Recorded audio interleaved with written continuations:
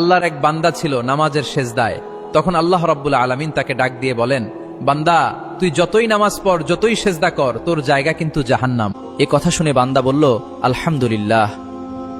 আল্লাহ তখন বলে, এই বান্দা, জাহান্নামের কথা শুনে কেউ কি আলহামদুলিল্লাহ কয়?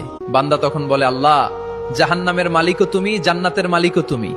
তুমি আল্লাহ খুশি হয়ে যদি আমাকে জাহান্নামও দাও, তাও আমার আপত্তি করার কোনো অধিকার নেই। আল্লাহ তখন বলেন, বান্দা, জাহান্নামে গেলে তুই পুড়ে যাবি, তোর খুব কষ্ট হবে। বান্দা তখন বলতেছে, আল্লাহ, কষ্ট শুধু আমার হবে না, তোমারও হবে। আল্লাহ তখন বলতেছেন, বান্দা বান্দা তুই পুড়বি জাহান্নামের আগুনে, আমার কষ্ট হবে কেন?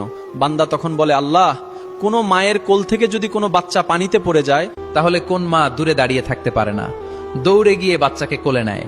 আমার বিশ্বাস ওই মায়ের চেয়ে কোটি কোটি গুণ দয়া তোমার বেশি। আমাকে জাহান্নাম দিলে তুমিও আল্লাহ শান্তি পাবে না। আল্লাহ তখন বলে, বান্দা, এই দলিল তুই কই পাইলি?